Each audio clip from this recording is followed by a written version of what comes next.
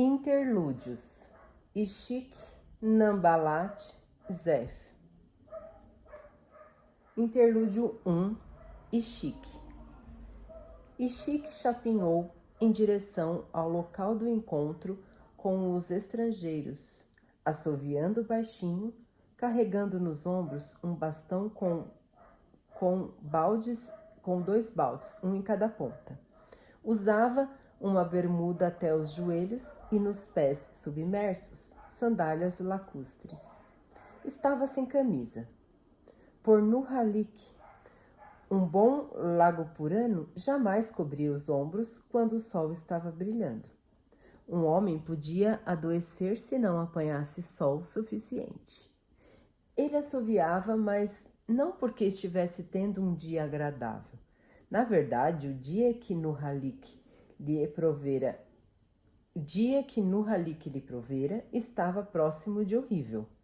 Somente 5 peixes nadavam nos baldes de Ishik, e 4 deles eram da variedade mais insípida e comum.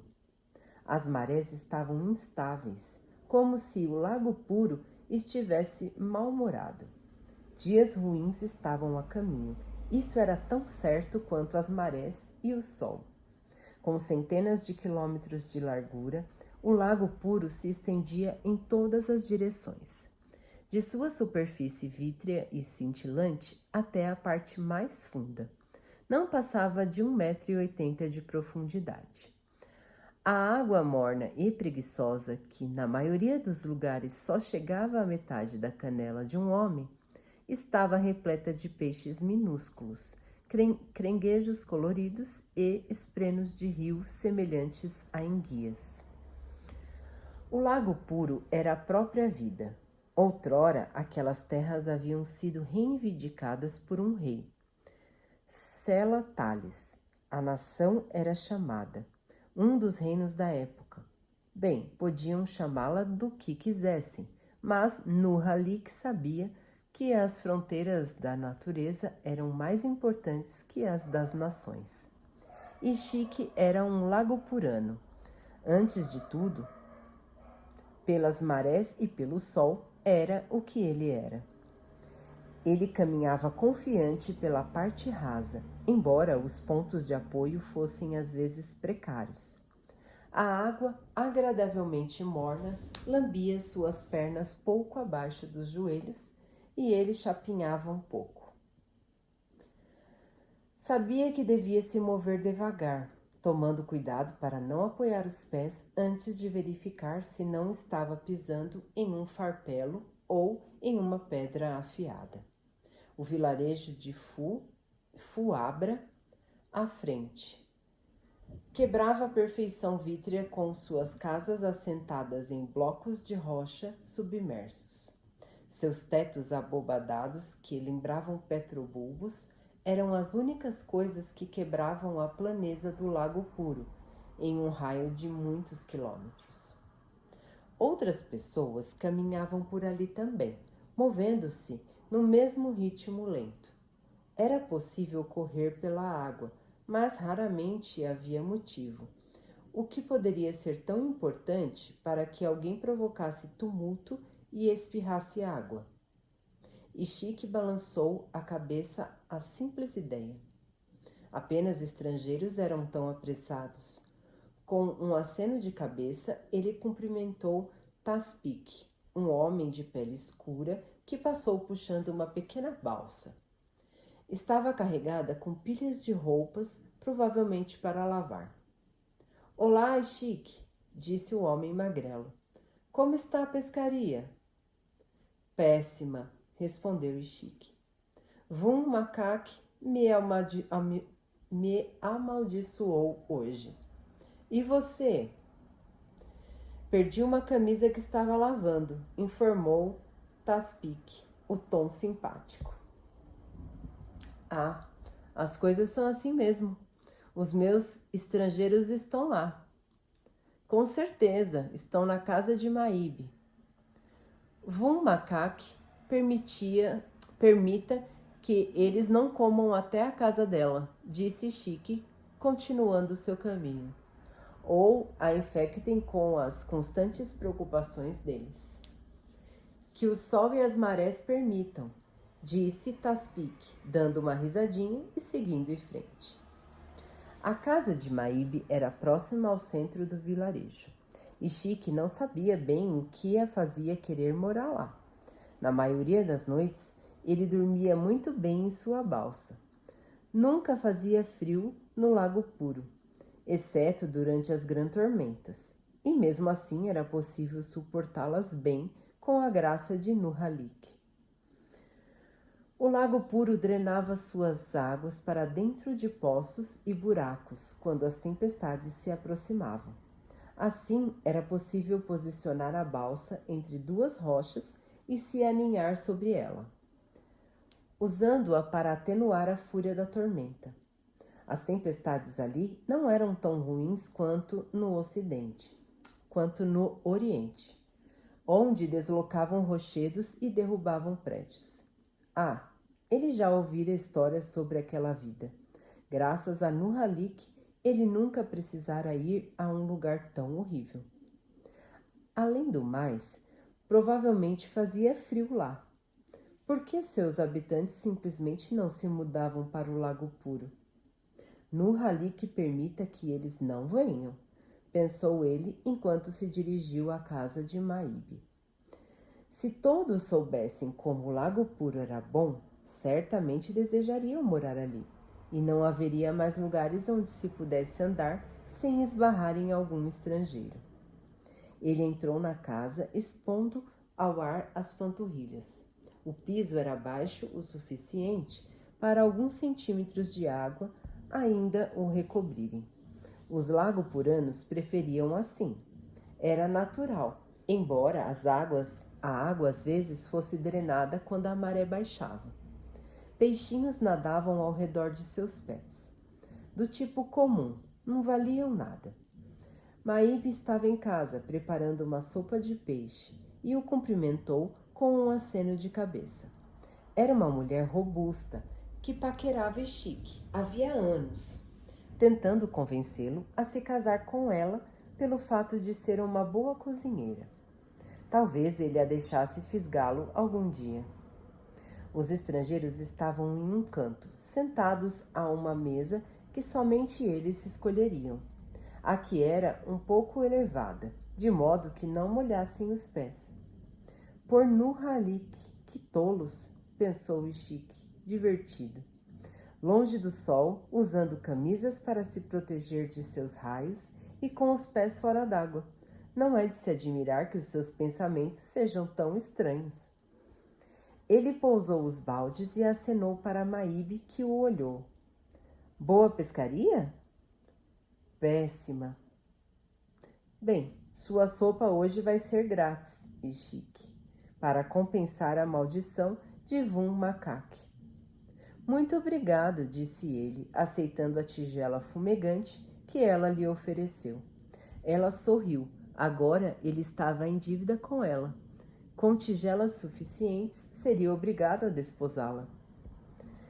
Tem um colgril no balde para você, informou ele. Peguei hoje de manhã. Uma expressão de incerteza se estampou no rosto rechonchudo de Maíbe. O colgril era um peixe de muita sorte. Aliviava dores nas juntas durante um mês e às vezes permitia que a pessoa soubesse, interpretando os formatos das nuvens, quando ia receber a visita de amigos. Maíbe gostava bastante daqueles peixes, devido às dores nos dedos que Nurhalik lhe enviava. Um colgril representava 2 semanas de sopa. Assim, ela é quem ficaria em débito com ele. Vum Macaque, olhe para você, resmungou ela, aborrecida, examinando o balde. Esse está bom. Como vou conseguir capturá-lo, homem? Eu sou pescador, Maíbe, disse ele, tomando um gole de sopa. O formato da tigela permitia que sorvesse diretamente dela. É difícil pegar um pescador, você sabe disso. Rindo consigo mesmo, ele se aproximou de seus estrangeiros. enquanto ela tirava o colgril do balde. Havia 3 estrangeiros. 2 eram macabaquianos, embora fossem os mais estranhos que ele já vira. Um tinha membros grossos, embora a maioria de seus conterrâneos fosse baixa e de ossos finos, e era completamente calvo. O outro era mais alto, com cabelos curtos, musculatura bem definida e ombros largos. Em sua mente, Ishiki o chamava de rabuja e bruto, em função de suas personalidades.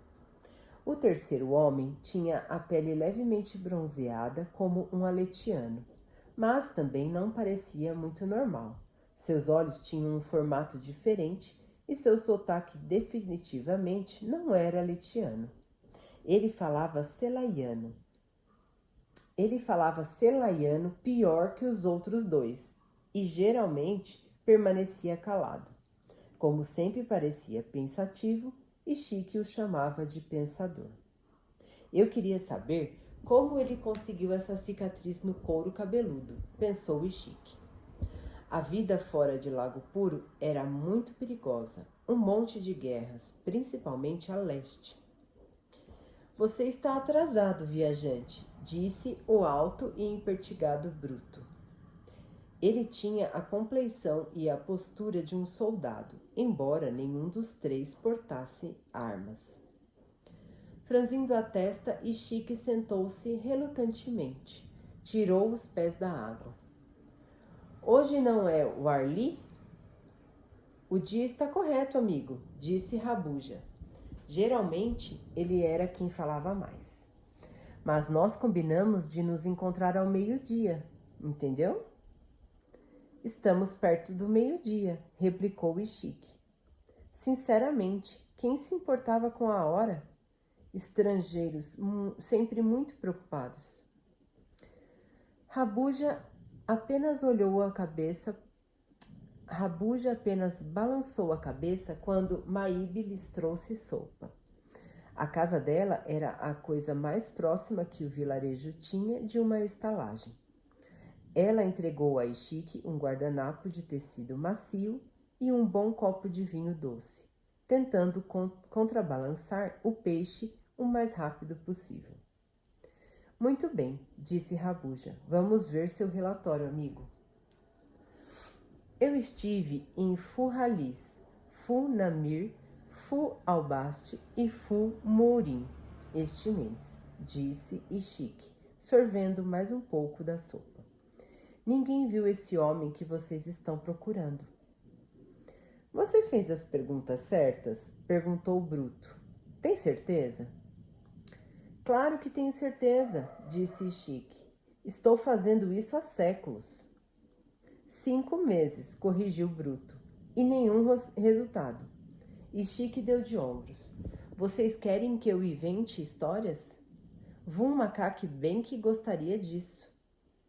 Não, nada de histórias, amigo, disse Rabuja. Só queremos a verdade. Bem, foi o que eu disse. Você juraria por Nurhalik, esse deus de vocês? Xiu, não fale esse nome, disse Ishiki. Vocês estão loucos? Rabuja franziu a testa. Mas ele é seu deus. O nome dele é sagrado, não pode ser pronunciado? Os estrangeiros eram burros. Claro que Nurhalik era o deus deles, mas todo mundo sempre fingia que não era. Vum Macaque, seu rancoroso irmão mais novo, tinha que acreditar que as pessoas o adoravam, senão ficava com ciúmes. Só era seguro falar sobre essas coisas em uma gruta sagrada. Eu juro por Vum Macaque, disse Ishiki enfaticamente, que ele olhe por mim ou me amaldiçoe segundo sua vontade. Eu procurei com muita dedicação, mas ninguém viu um estrangeiro como esse que vocês mencionaram, de cabelos brancos, língua afiada e rosto em forma de flecha. Ele às vezes tinge os cabelos, disse Rabuja, e usa disfarces. Eu perguntei usando os nomes que vocês me deram. Ninguém o viu, mas talvez eu encontre um peixe que possa localizá-lo. E Chique coçou a rala barba do queixo. Aposto que um cortarel poderia fazer isso, mas posso demorar a encontrar um. Os três o encararam. Talvez esses peixes funcionem, viu? Disse Bruto. Superstição, retrucou Rabuja. Você está sempre procurando superstição. Você está sempre procurando superstições, Val. Val não era o nome verdadeiro do homem, e Chique tinha certeza de que eles usavam nomes falsos. Por isso, usava os apelidos que lhe dera. Se eles lhe forneciam nomes falsos, ele também lhes daria nomes falsos. E você, Temu? Rebateu Bruto. Não podemos impor nosso modo de... Senhores, disse o pensador, acenando com a cabeça para Chique, que ainda sorvia a sopa. Os três homens mudaram então de língua para continuar a discussão. Chique escutava a conversa distraidamente, tentando determinar qual era a língua. Nunca fora bom com idiomas estrangeiros. Para que precisaria deles? Não o ajudariam a pescar nem a vender os peixes. Ele havia mesmo procurado o homem que eles queriam encontrar. Andara muito pela região, visitara muitos lugares em torno de Lago Puro. Aquele era um dos motivos por que não queria ficar preso a Maíbe, pois então teria que se fixar em um lugar, o que não era bom para pegar peixes. Não os peixes raros, pelo menos. Não se preocupava em saber por que eles estavam procurando por esse tal de Royd, quem quer que ele fosse. Os estrangeiros estavam sempre procurando coisas que não tinham. Chique se recostou na cadeira e mergulhou os pés na água. A sensação era boa. Por fim, eles terminaram a discussão. Deram-lhe então novas instruções, entregaram-lhe uma bolsa com esferas e desceram para a água. Como muitos estrangeiros, usavam grossas botas que lhes subiam até os joelhos. Chapinhando, caminharam até a porta. Chique o seguiu acenando para Maíbe e pegando seus baldes. Retornaria no final do dia para a refeição da noite. Talvez eu deva deixar ela me pegar, pensou ele, saindo para a luz do sol e suspirando de alívio. Nurhalik sabe que estou ficando velho. Talvez seja bom relaxar. Seus estrangeiros já estavam patinhando no Lago Puro. Rabuja era o último da fila. Parecia bastante contrariado. Onde está você, peregrino? Que busca idiota é essa? Depois acrescentou na própria língua. Alavanta Kamalu Kayana. E patinhou atrás dos companheiros.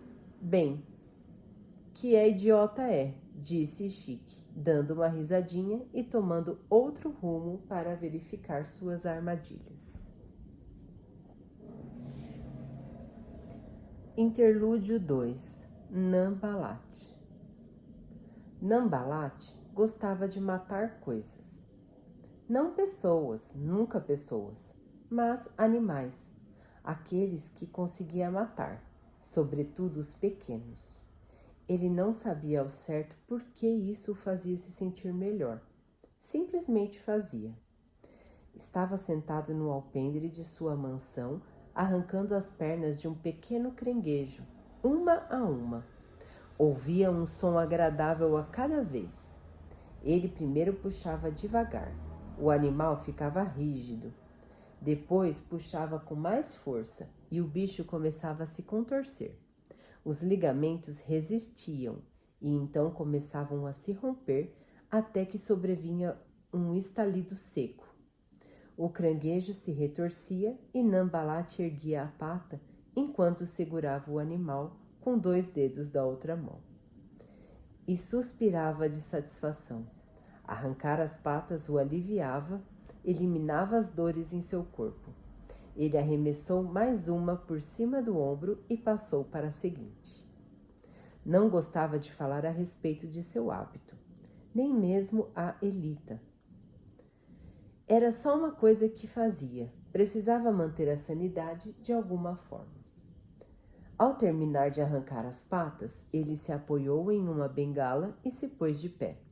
Contemplou então os jardins de Davar, cercados por muros de pedra recobertos por vários tipos de trepadeiras.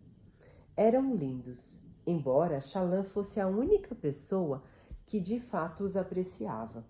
Aquela área de Jaqueved, a sudoeste de Aletikar, era mais elevada, quebrada por montanhas como os picos dos Papaguampas. Era abundante em vinhas. Elas cresciam em tudo, cobriam a mansão, subiam nos degraus, na natureza, penduravam-se em árvores e atapetavam rochedos. Eram tão onipresentes quanto a grama em outras áreas de rochar. Balat se aproximou da beira do alpendre.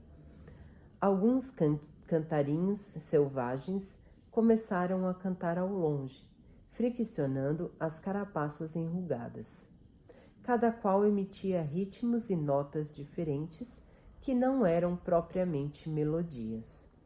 Melodias eram coisas de humanos, não de animais, mas cada um deles era uma canção, e às vezes parecia que cantavam uns para os outros. Balat começou a descer os degraus, um de cada vez, fazendo as vinhas estremecerem e recuarem antes de serem pisadas. Já fazia quase 6 meses que Shallan partira. Naquela manhã, ela lhe comunicara via telepena que fora bem-sucedida na primeira parte do plano, tornando-se pupila de Yasna Colley. Ou seja, sua irmãzinha caçula, que antes jamais deixara as propriedades da família, estava se preparando para roubar a mulher mais importante do mundo. Descer a escada era um trabalho deprimentemente difícil para ele. Tenho 23 anos e já sou um aleijado, pensou. Ele ainda sentia uma dor constante. A fratura fora séria e o cirurgião quase decidira amputar toda a perna. Talvez devesse ser grato por não ter sido necessário, embora estivesse condenado a andar para sempre com uma bengala. Skrak estava brincando com alguma coisa no gramado interno, um lugar de grama cultivada que era mantido livre de trepadeiras. A grande fêmea de cão-machado rolava por ali, roendo algum objeto, as antenas deitadas para trás. Skrak, chamou Balat, cocheando na direção do animal. O que você tem aí, menina? A fêmea de cão-machado olhou para seu dono, ergueu as antenas e tombeteou com 2 vozes, uma se sobrepondo à outra. Depois voltou a brincar. Criatura danada, pensou Balat, com ternura. Nunca obedece direito. Ele criava cães machados desde jovem e descobrira, como muitos antes dele, que quanto mais esperto era o animal, mais tendência tinha a desobedecer. Skrak era leal, mas ignorava o dono nas pequenas coisas, como uma criança tentando provar sua independência. Quando se aproximou mais, viu que Skrak conseguira capturar um cantarinho. O bicho, do tamanho de um punho, tinha o formato de um disco convexo e 4 braços maleáveis, com os quais esfregava o topo de sua carapaça e produzia ritmos. As 4 pernas curtas normalmente serviam para que o animal se agarrasse a uma parede rochosa, mas Skrak as tinham arrancado juntamente com 2 dos braços e ainda quebrara a carapaça. Balat quase pegou a criatura para arrancar os braços restantes, mas decidiu que era melhor deixar Skrak se divertir. Skrak pousou a criatura no chão e olhou para Balat, levantando as antenas com ar inquisidor. Ela era lustrosa e esguia, suas 6 patas se estendendo adiante quando ela se sentava sobre os flancos.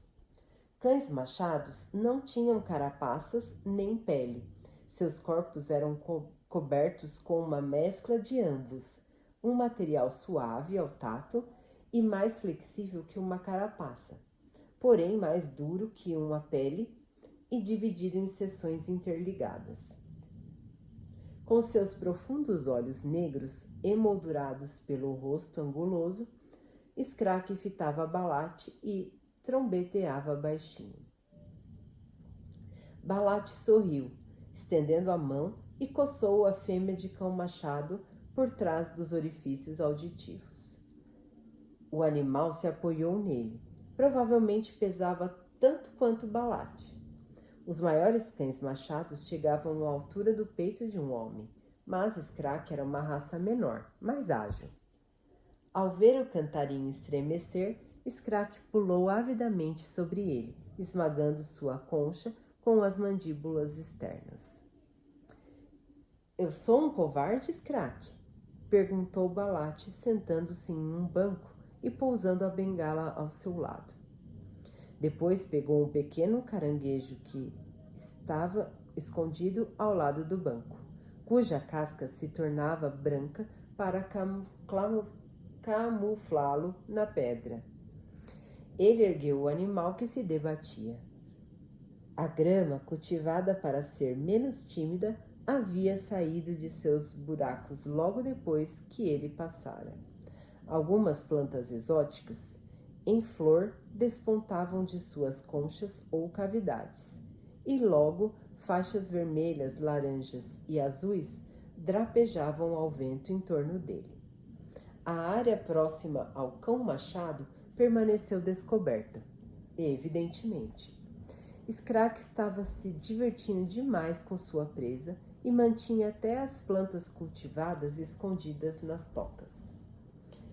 Eu não poderia acompanhar Yasna, disse Balate, começando a arrancar as patas do caranguejo. Só uma mulher poderia se aproximar o bastante dela para roubar o transmutador. Foi o que nós decidimos. Além do mais, alguém tinha de ficar para cuidar da casa. Eram desculpas vazias. Ele sentia-se um covarde. Arrancou então mais algumas patas, mas não encontrou satisfação. O caranguejo era pequeno demais e suas pernas se desprendiam com muita facilidade. Provavelmente esse plano nem vai funcionar, prosseguiu ele, arrancando a última pata. Era estranho olhar para aquela criatura sem pernas. O caranguejo ainda estava vivo, mas como ele sabia disso? Sem as patas, o bicho parecia tão morto como uma pedra. Os braços, pensou ele. Nós agitamos os braços para parecermos vivos. É para isso que eles servem. Ele pôs os dedos na divisão da casca do caranguejo e começou a separá-las, o que pelo menos proporcionava uma agradável sensação de resistência. Sua família era disfuncional. Anos sendo vítimas do temperamento brutal do pai havia levado Asha Jushu ao vício e Tetwekin ao desespero. Somente Balate havia escapado incólume. Ele e Shallan. Ela fora deixada em paz, nunca fora atingida. Às vezes, Balate a odiava por isso. Mas como alguém conseguiria de fato odiar uma pessoa como Shallan? Tímida, tranquila, delicada. Eu jamais deveria ter deixado Shallan partir, pensou ele. Devia haver outra solução. Ela não conseguiria se sair bem sozinha. Provavelmente estava aterrorizada. Era incrível que já tivesse chegado tão longe. Ele atirou os pedaços do caranguejo por cima do ombro. Se pelo menos Elaran tivesse sobrevivido, o irmão mais velho era conhecido como Nan-Helaran, por ser o primogênito. Enfrentara o pai muitas vezes. Bem, ele estava morto agora, assim como o pai deles. Haviam deixado para trás uma família de inválidos. Balat! Gritou uma voz. Wickham surgiu no alpendre. O irmão mais jovem, aparentemente, havia superado seu último acesso de melancolia. Que foi? Disse Balat, levantando-se. Temos um problema. Grande? Muito grande, eu diria. Venha. Interlúdio 3. A glória da ignorância. Zef, filho Valano, insincero de Shinovar, estava sentado no piso da taverna, com cerveja de laves encharcando lentamente sua calça marrom. Sujas, gastas e puídas, suas roupas eram muito diferentes daquele simples, mas elegante, conjunto branco que usara 5 anos antes, quando assassinara o rei de Aletikar. Cabeça baixa, mãos no colo, ele não portava armas.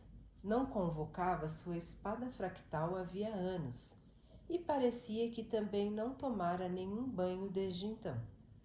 Mas não reclamava. Como ele parecia um lixo, as pessoas o tratavam como lixo. Ninguém mandava um lixo assassinar alguém. Então ele faz tudo o que você manda?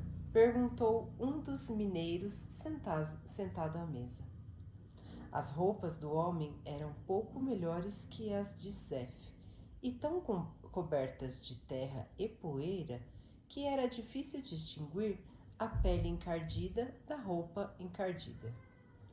Eram 4 mineiros, todos segurando canecas de cerâmica. O recinto cheirava lama e suor. O teto era baixo e as janelas na parede, a sotavento, não passavam de frestas.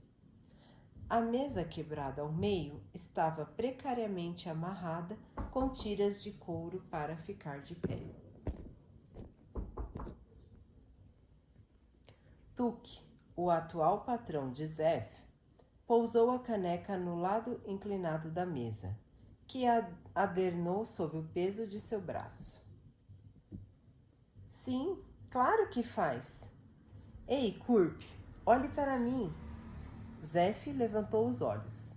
Kurp significava criança em bavo, o dialeto local. Zef estava acostumado com aqueles rótulos pejorativos. Embora já estivesse com 35 anos, Sete, como insincero, tinha todas as características de seus compatriotas. Olhos grandes e redondos, estatura baixa e tendência à calvície, que levavam os orientais a afirmar que eles pareciam crianças. Levante-se, disse Tuk. Zef se levantou. Pule. Zef obedeceu. Derrame a cerveja de Tom na sua cabeça. Zef estendeu a mão para a caneca. Ei, protestou Tom, puxando a caneca para si. Nada disso. Ainda não terminei. Se tivesse terminado, ele não poderia despejar a cerveja na cabeça, certo? Disse Tuk. Mande-lhe fazer outra coisa, Tuk, resmungou Tom. Tudo bem. Tuk sacou uma faca de sua bota e a arremessou para Zef. Kurp, corte seu braço. Tuk, disse um dos homens de nome Amark, que não parava de fungar. Você sabe que isso não está certo. Como Tuk não revogou a ordem, Zef a obedeceu. Pegando a faca, fez um corte no braço. Sangue escorreu ao redor da lâmina suja. Corte sua garganta, disse Tuk. Pare, Tuk, disse Amark, levantando-se. Eu não vou... Ah, cale a boca, replicou Tuk. Diversos homens em outras mesas observavam a cena agora. Você vai ver, Kurp, corte a sua garganta. Estou proibido de tirar a minha própria vida, disse Zef baixinho na língua bava. Como insincero, estou proibido de desfrutar a morte por minhas próprias mãos. Faz parte do meu sofrimento. Amark sentou-se de novo com ar de constrangimento. Mãe da poeira, disse Tom. Ele sempre fala assim? Assim como? Perguntou Tuque, tomando um gole de sua caneca. Com essas palavras suaves e corretas, como olhos claros. Fala, disse Tuque. É como um escravo, mas melhor, porque ele é um chino. Ele não foge, nem é malcriado, nem nada. Eu também não preciso pagar ele. É como um parchemano, só que mais esperto. Vale um bocado de esferas, eu diria. Ele observou atentamente os outros homens. Vocês poderiam levar ele para as minas com vocês e ficar com o pagamento dele. Ele pode fazer as coisas que vocês não quiserem fazer. Limpar as latrinas, caiar a casa, todo tipo de coisa útil. Bem, como você encontrou ele? Perguntou um dos outros homens, coçando o queixo. Tuque era um biscateiro itinerante, que se deslocava de uma cidade a outra. Exibir Zef era um dos seus modos de fazer amigos rapidamente. Ah, é uma história interessante, disse Tuque. Eu estava viajando pelas montanhas lá do sul quando ouvi um uivo. Não era o vento, então... A história era uma completa invenção. O dono anterior de Zef, um agricultor de um vilarejo próximo, o trocara com Tuque por um saco de sementes. O agricultor o havia adquirido de um mercador itinerante que o havia adquirido de um sapateiro que o ganhara em um jogo ilegal. E houvera dúzias de proprietários antes desse. No início, os plebeus olhos escuros gostavam da novidade de serem donos de Zef. Escravos eram caros demais para a maioria, e os parchemanos eram ainda mais valiosos. Assim, dar ordens a alguém como Zef era uma grande novidade. Ele limpava o chão, serrava madeira, ajudava nas plantações e carregava coisas pesadas. Alguns o tratavam bem, outros não, mas todos sempre se livravam dele. Talvez sentissem a verdade, que ele era capaz de fazer muito mais do que ousavam lhe pedir. Uma coisa era ter um escravo, mas e quando esse escravo falava como uns olhos claros e sabia mais do que você? Isso deixava as pessoas um pouco à vontade. Zef tentava fazer sua parte, tentava agir com menos refinamento, o que era difícil, talvez impossível. O que aqueles homens diriam se soubesse que aquele sujeito que limpava seus pinicos era um fractário e um manipulador de fluxos? Um corredor dos ventos, como os radiantes de antigamente. No momento em que ele convocava sua espada fractal, a cor de seus olhos mudava de verde escuro para safira claro, quase brilhante, um efeito exclusivo da arma dele. Era melhor que nunca descobrissem. Zef se regozijava em ser desperdiçado. Cada dia em que o mandavam fazer uma faxina ou cavar um buraco em vez de matar era uma vitória. Aquela noite, 5 anos atrás, ainda o assombrava. Antes daquele momento, ele já havia recebido ordens para matar, mas sempre em segredo, em silêncio. Nunca havia recebido instruções tão deliberadamente terríveis. Mate, destrua, abra caminho até o rei. Seja visto fazendo isso. Deixe testemunhas, feridas, mas vivas. E foi aí que ele jurou me servir pelo resto da vida, finalizou Tuque. Desde então está comigo. Os homens se viraram para Zef. É verdade, disse ele, como fora-lhe ordenado antes, até a última palavra. Tuque sorriu. Zef não o deixava constrangido. Aparentemente, Tuque achava natural que Zef lhe obedecesse. Talvez assim ele conservasse Zef por mais tempo que os outros donos. Bem, tenho que ir. Preciso acordar cedo amanhã. Mais lugares para visitar nas estradas desconhecidas mais estradas desconhecidas para enfrentar, disse Tuque. Ele gostava de se considerar um viajante calejado, embora, pelo que Zef sabia, só se deslocasse em um mesmo círculo amplo. Havia muitas minas pequenas e, portanto, vilarejos naquela parte da Bavilândia. Tuque já devia ter visitado o vilarejo anos antes, mas as minas acolhiam muitos trabalhadores itinerantes. Era pouco provável que se lembrassem dele ali, a menos que alguém tivesse prestado atenção em suas histórias exageradas. Exageradas ou não, os mineiros pareciam sedentos por mais e o instaram a continuar, oferecendo-lhe mais uma bebida que era modestamente aceita. Zef continuou sentado em silêncio, de pernas cruzadas e mãos no colo, enquanto o sangue lhe escorria pelo braço. Saberiam os parxindianos a que o tinham condenado quando jogaram fora sua sacra pedra ao fugirem de Colinar naquela noite? Eles haviam ordenado a Zef que a recuperasse e depois se postasse à beira da estrada. Foi o que ele fez, especulando se seria descoberto e executado, torcendo para ser descoberto e executado. Até que um mercador de passagem se interessou por ele e perguntou o que ele fazia ali. Naquele momento, Zef usava apenas uma tanga. Sua honra o obrigara a se desfazer das vestes brancas que tornariam mais fácil reconhecê-lo. Ele tinha que se preservar para poder sofrer.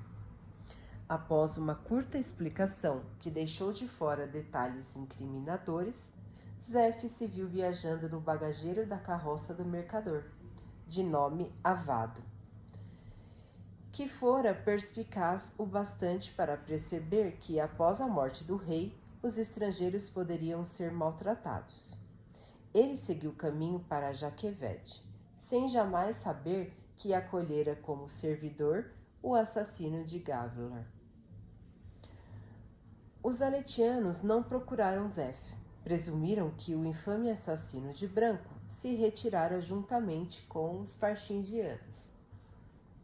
Provavelmente esperavam descobri-lo em meio às planícies quebradas.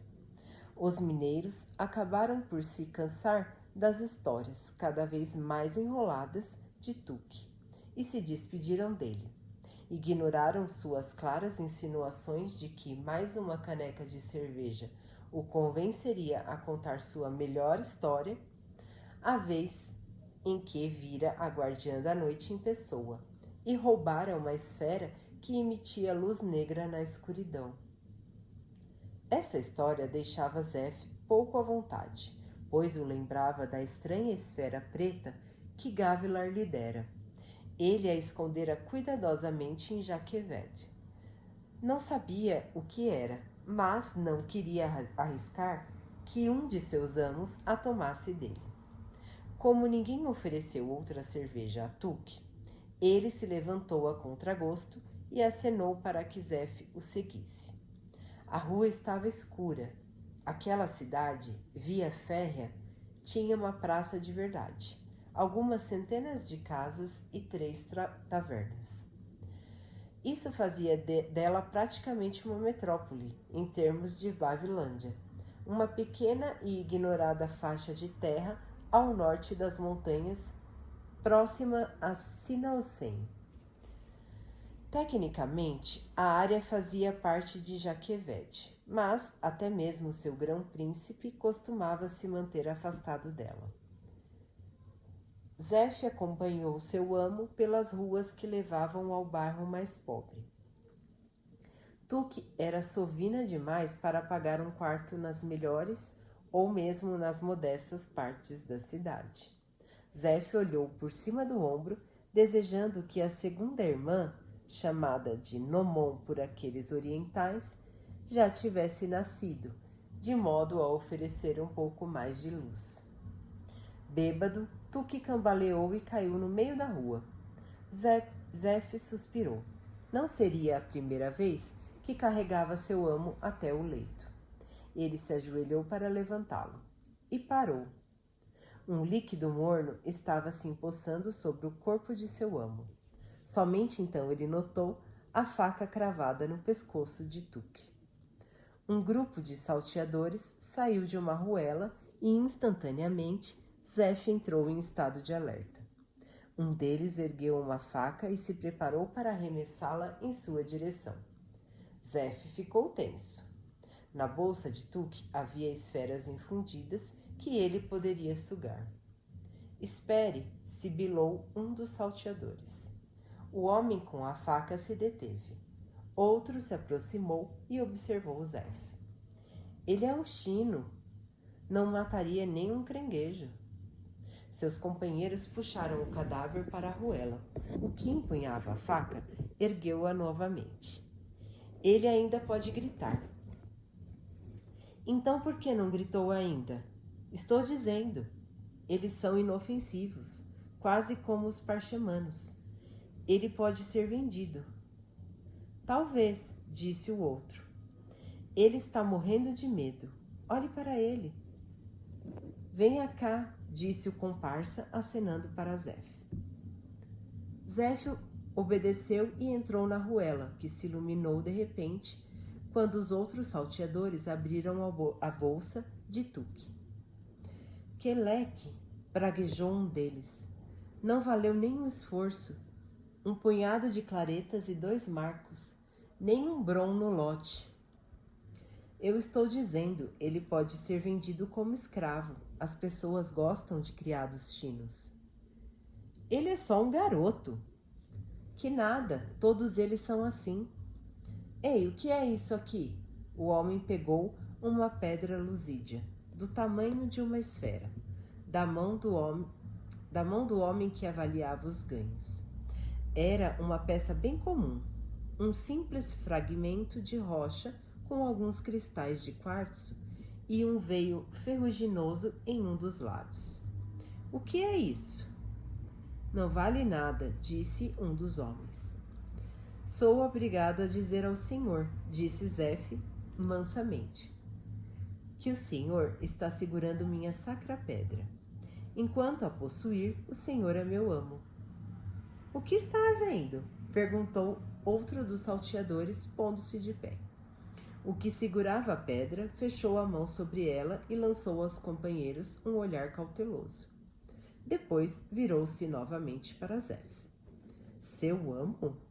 O que isso significa exatamente em palavras claras? Eu tenho que obedecer ao Senhor, explicou Zef, em todas as coisas, mas não posso obedecer a uma ordem de me matar. Ele também não poderia obedecer a uma ordem de entregar sua espada fractal, mas não havia necessidade de mencionar isso naquele momento. Você vai me obedecer? Disse o salteador. Quer dizer, você vai fazer o que eu mandar? Sim. Tudo o que eu disser? Zef fechou os olhos. Sim. Olha que interessante, exclamou o homem pensativo. Muito interessante mesmo.